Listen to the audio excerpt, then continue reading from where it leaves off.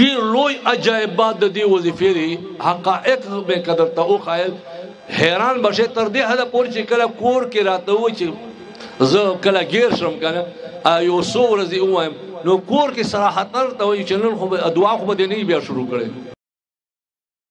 دونه کور ته نعمتونه را شروع شي نو که څوک دا غواړي چې مال دولت د حلال کور ته ښه ډېر راشي قرضې مې په چا دي هغه دې راکړي ما باندې ما ته ادا کولو الله پاک توفیق هم راکړي ورسره الله پاک میں مکمل گناہونا کدا سمندر زگونو عمری اگا هم ختم کی تیسرا دا غواړي چې الله میں مغفرت وکړي جنت ته میں هم داخل کی او الله میں خپل محبوب وګرځي دا غواړي نو دې ما اجزانو نقد چندا زتا سونه نه غواړم صرف دا درته وایم چې کچیرې تاسو مال دولت په خپل سترګو باندې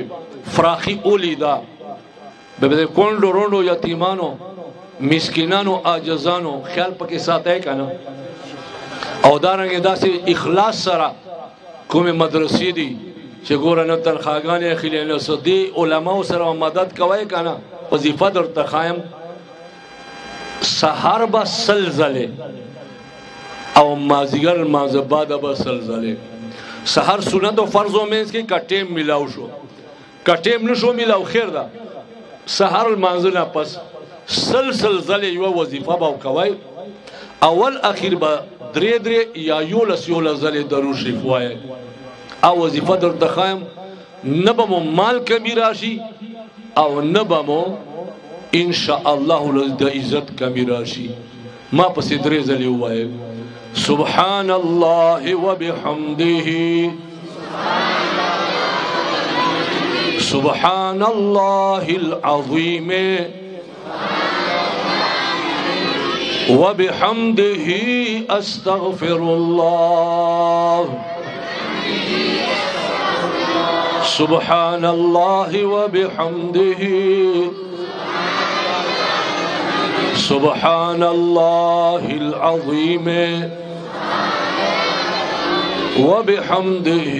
استغفر الله سبحان الله وبحمده سبحان الله العظيم وبحمده استغفر الله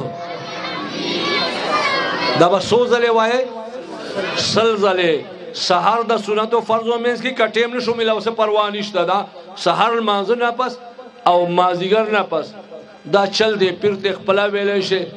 او یاد و ساتے کور کی ہم اوخائے او یار دوست تے ہم اوخائے چہ سونا خلق اوری ٹولو تے اجازت تے دے